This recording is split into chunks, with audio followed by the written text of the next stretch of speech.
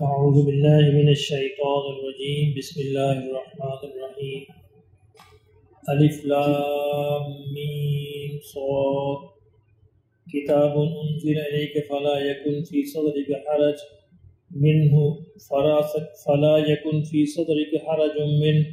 لتنذر به وذكرى للمؤمنين اتبعوا ما أنزل إليكم من ربكم ولا تتبعوا من دونه أولياء قليلا ما تذكرون وكم من قرية أهلكناها فجاءها بأسنا بياتا أو هم قائلون فما كان دعواهم إذ جاءهم بأسنا إلا أن قالوا إنا كنا ظالمين فلنسألن الذين أرسل إليهم ولنسألن المرسلين فلنقصن عليهم بعلم وما كنا غائبين والوزن يومئذ الحق ومن ثقلت موازينه فأولئك هم المفلحون ومن خفت موازينه فأولئك الذين خسروا أنفسهم بما كانوا بآياتنا يظلمون صدق اللہ العظیم۔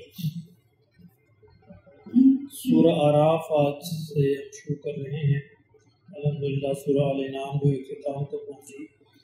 سورہ اعراف بھی مکی سورہ ہے، یعنی مکہ مکرمہ میں اس کا نزول ہوا، اور یہ ہجرت سے کچھ دیر قبل کی صورت ہے جو مکہ مکرمہ میں نازل ہوئی۔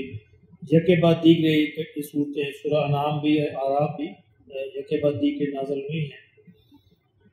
اعراف نام رکھنے کی وجہ یہ ہے کہ اس میں اعراف کا ذکر ہے، اصحاب اعراف کا ذکر ہے۔ اعراف کیا چیز ہے اس کے بارے میں بے شمار قول ہیں علماء کے، مفسرین کے۔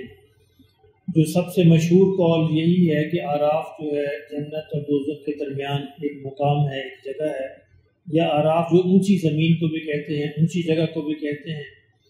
تو ان دونوں میں سے کوئی مطلب بھی ہو سکتا ہے۔ اور اعراف کے اندر کون لوگ رہیں گے؟ تو عام مفسرین کا یہی کہنا ہے کہ اعراف کے اندر وہ لوگ ہوں گے جن کی نیکیاں اور بدیاں برابر ہوں گی، اور جن کے بارے میں ابھی اللہ نے یہ فیصلہ نہیں کیا ہوگا کہ انہوں نے جہنم میں جانا ہے یا جنت میں جانا ہے۔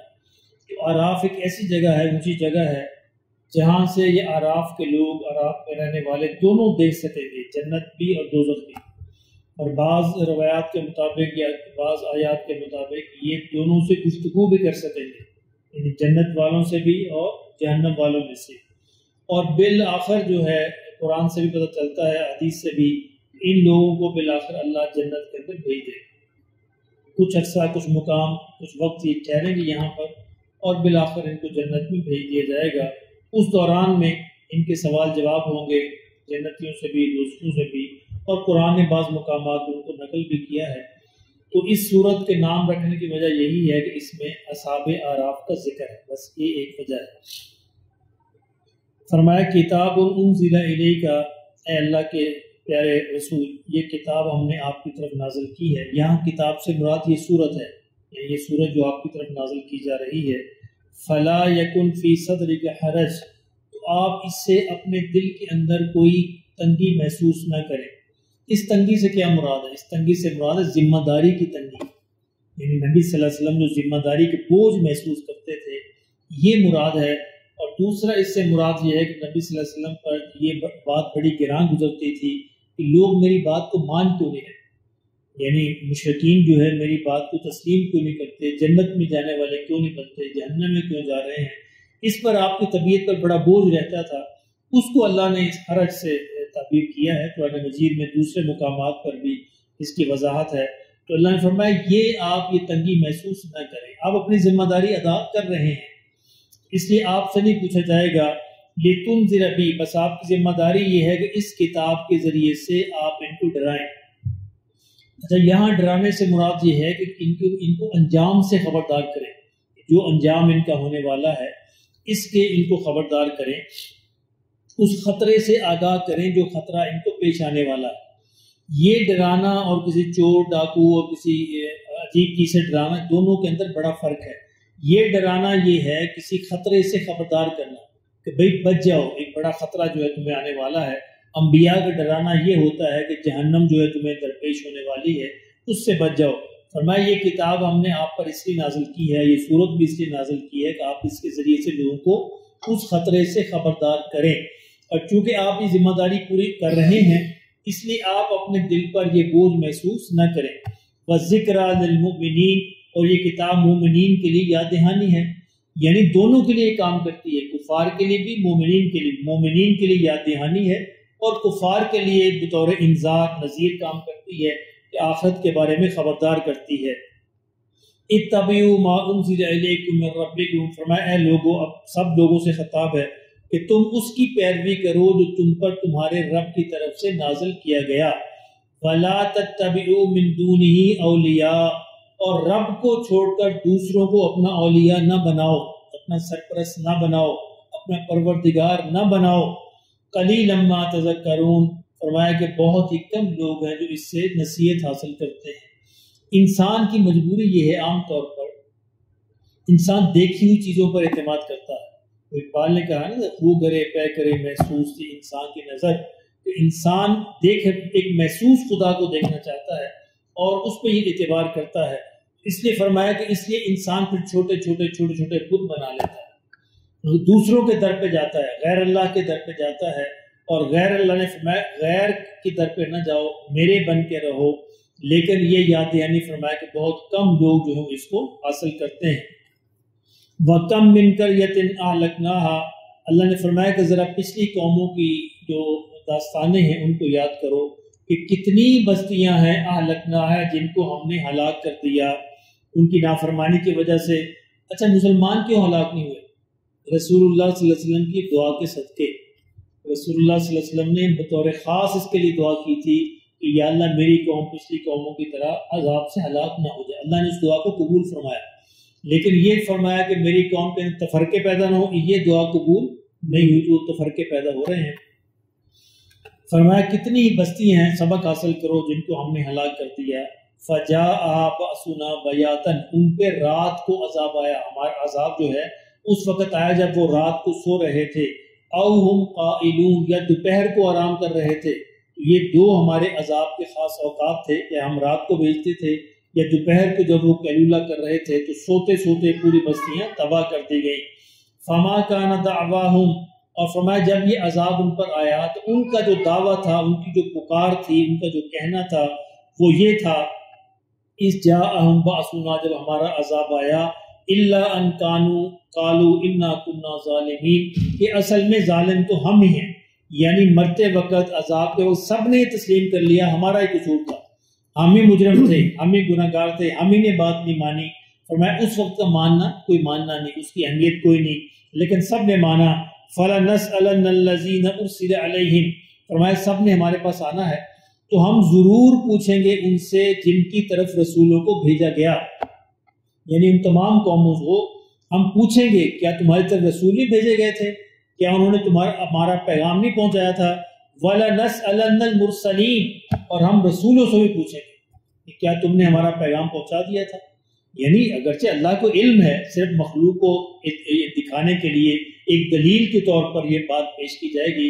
اسی لیے آقا دو عالم صلی اللہ علیہ وسلم نے حجۃ الوداع میں 3 دفعہ یہ بات پوچھی صحابہ سے، کیا میں نے اللہ کا پیغام تم تک پہنچا دیا؟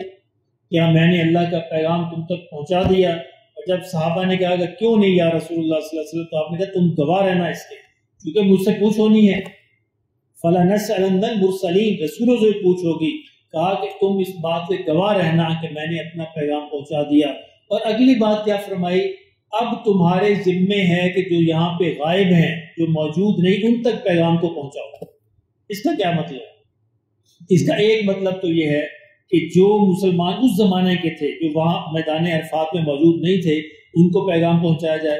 اور دوسرا مطلب یہ ہے کہ قیامت تک آنے والے جو مسلمان ہیں، ہر ایک کی ذمہ داری ہے کہ اللہ کے پیغام کو دوسروں تک پہنچائے، یعنی صرف کافروں تک نہیں، مسلمانوں تک بھی پہنچائے، تاکہ وہ صحیح مسلمان بن جائیں، جو کہ تقاضا ہے قرآن و سنت کا۔ فَلَنَقُصَّنَّ عَلَيْهِمْ بِعِلْمٍ، فرمایا آخرت میں پھر ہم ساری سرگزشت جو ہے، ساری کہانی جو ہے، پورے علم کے ساتھ ان کو واضح کر دیں گے۔ وَمَا كُنَّا غَائِبِينَ، کیوں واضح کریں گے کہ ہم کو غائب تھوڑا ہے، یہ اللہ کو غائب تھوڑا ہوتا ہے، اللہ تو ہر وقت، ہر جگہ، ہر لمحے موجود ہے، اور فرمایا ہمارے علم کے اندر ہے، ہم اپنے اس علم کے ذریعے پوری سرگزشت، پوری کہانی سب کو بیان کر دیں گے۔ اور والوزن یومئذ الحق، فرمایا اس دن جو ہے اعمال نامے کا وزن پورے حق کے ساتھ ہوگا، پورے انصاف کے ساتھ ہوگا، انصاف کا ترازو جو ہے وہ کھڑا کیا جائے گا۔ فمن ثقلت موازینہ، اور جس کے وزن اس دن بھاری ہوئے، فاولئک هم المفلحون، تو وہی لوگ کامیاب ہونے والے ہیں۔ آپ کو یاد ہے نا یہ سورہ قاریہ کے اندر بھی یہ قانون بیان کیا گیا، فاما من ثقلت موازینہ فهو فی عیشۃ راضیہ، وہی بات یہاں پہ دہرائی جا رہی ہے کہ جن کے وزن بھاری ہوں گے وہ کامیاب ہوں گے۔ وزن سے بھاری کیا مطلب ہے؟ جن کے اعمال نامے کا وزن بھاری ہوگا، جن کے اعمال کا وزن بھاری ہوگا۔ اللہ اعمال کو قیامت میں گنیں گے نہیں، نیکیاں گنی نہیں جاتی، نیکیاں تولی جاتی ہیں، نیکیوں کا وزن کیا جاتا ہے۔ اور یہ عین ممکن ہوتا ہے ایک عام آدمی کی نماز جو ہے ایک شیخ الحدیث اور مفسر قرآن سے آگے بڑھ جائے، یہ اس سے خلوص پہ ہے، اور ایک شیخ الحدیث کی نماز پیچھے رہ جائے۔ یہ اللہ کے علم کے اندر ہے کسی کی نماز کا کیا وزن ہے، کسی کی نیکی کا کیا وزن ہے، کسی کے روزے کا کیا وزن ہے۔ اس لیے فرمایا کہ نیکیوں کے وزن کو بڑھانے کی فکر کرنی چاہیے خلوص کے ساتھ۔ جتنے خلوص سے انسان ادا کرے گا اور جتنا سنت کے مطابق ادا کرے گا اور جس حالات میں ادا کرے گا، وہ ساری چیزیں طے کرتی ہیں کہ نیکی کا وزن کیا ہوگا۔ سنت کے مطابق ہو، پورے خلوص کے ساتھ ہو، اور کن حالات کے اندر اس نے نیکی کی۔ ایک شخص نے بڑے سخت حالات کے اندر اللہ کے راستے میں خرچ کیا، یعنی ایک شخص کے پاس 100 روپے ہیں، اس نے 100 میں سے 10 روپے خرچ کر دیے، گویا اس نے اپنا 10واں حصہ مال اللہ کے راستے میں خرچ کر دیا۔ اور ایک کے پاس 1 لاکھ ہے، اس نے 1000 خرچ کیا، تو اس کی اتنی اہمیت نہیں، 10 کے مقابلے میں 1000 کی کوئی اہمیت نہیں، کیونکہ اس نے 100واں حصہ خرچ کیا ہے، اس نے 10واں حصہ خرچ کیا ہے۔ تو یہ وزن ہے کس نے کن حالات میں کوئی عمل کیا اور کس طرح کیا اور کس نیت سے کیا، یہ ساری چیزیں اعمال کے وزن کو بڑھا دیتی ہیں۔ اس لیے ہمیں اپنے ہر نیک عمل کے اندر یہ کوشش کرنی چاہیے کہ ہمارے نیک عمل کا وزن بڑھ جائے، ہمارے نیک عمل کا وزن بڑھ جائے۔ حضور نے فرمایا صلی اللہ علیہ وسلم، اس کا مفہوم یہ ہے کہ کوئی شخص کل قیامت کو آئے گا اور اس نے کھجور کے برابر صدقہ کیا ہوگا، کھجور کی گٹھلی کے برابر، فرمایا اس کا وزن احد پہاڑ سے بڑھ جائے گا۔ اور کسی نے احد پہاڑ کے برابر صدقہ کیا ہوگا، اس کا وزن کھجور کی گٹھلی جتنا بھی نہیں ہوگا۔ اللہ اکبر۔ یہ ہے اللہ کے ہاں اعمال کو قبول کرنے کا معیار کہ کس نے کن حالات میں کیا، کس طرح کیا، سنت کے مطابق کیا یا نہیں کیا، اور کس خلوص اور کس نیت سے کیا۔ اور فرمایا ومن خفت موازینہ، اور جن کے وزن ہلکے ہو گئے، اعمال نامے کے وزن کم ہو گئے، فاولئک الذین خسروا انفسهم، فرمایا یہی لوگ ہیں جنہوں نے اپنے آپ کو نقصان میں ڈال لیا، یعنی آخرت کے اعتبار سے جہنم والے بن گئے، نقصان والے بن گئے۔ بما کانوا بآیاتنا یظلمون، اور یہ اس لیے بنے کہ وہ ہماری آیات کے ساتھ ظلم کرتے تھے۔ ظلم سے مراد یہ کہ ان کا حق ادا نہیں کرتے تھے، نہ ان کو سننے کا حق، نہ ان پر عمل کرنے کا حق، نہ ان کو پڑھنے کا حق۔ یہ اس کی وجہ سے فرمایا ان کی جانیں نقصان کے اندر پڑ جائیں گی، ان کے اعمال نامے کے وزن کم ہو جائیں گے، اور کم ہوں گے تو وہ جہنم کے اندر بھیج دیے جائیں گے۔ اللہ ہمیں پناہ نصیب فرمائے۔